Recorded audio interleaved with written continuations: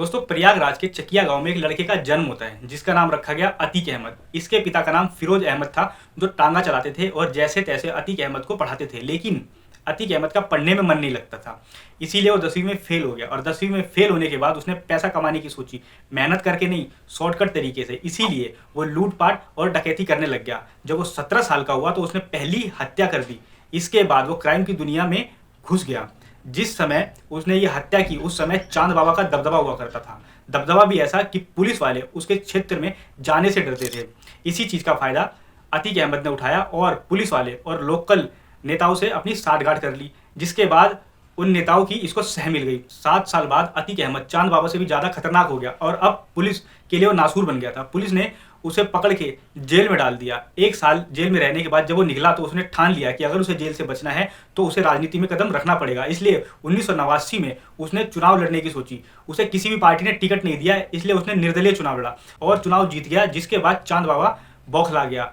विधायक बनने के 3 महीने बाद ही चांद बाबा और अतीक अहमद के बीच में गैंग वॉर हो गई, जिसमें अतीक अहमद ने चांद बाबा को मौत के घाट उतार दिया। लेकिन आज तक अतीक अहमद के ऊपर यह आरोप सिद्ध नहीं हुआ है। उसके बाद इसने लगातार कई बार विधायक का चुनाव लड़ा और ये जीत गया। इसके बाद इसने एमपी का चुनाव लड़ने की सोची और इसे टिकट मिला सपा की तरफ से।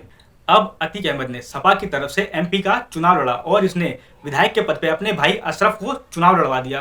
राजू पाल, जो अतीक अहमद की टीम में था, वो बसपा में शामिल हो गया और उसने अशरफ के खिलाफ विधायकी का चुनाव लड़ लिया और वो जीत गया।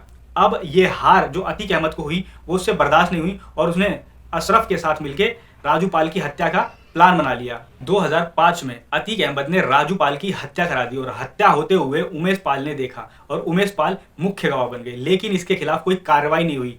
2007 में जब बसपा की सरकार आई तो इसके खिलाफ कार्रवाई होनी चालू हुई। तब तक उमेश पाल खुद ही इसके केस को लड़ा करते थे। कुछ दिन पहले ही उमेश पाल को मार दिया गया, जिसमें 5 लोग शामिल थे। इन 5 लोगों में एक अतीक अहमद का लड़का असद था, जिसे 2 दिन पहले ही यूपी की एसटीएफ टीम ने एनकाउंटर में मार गिराया है।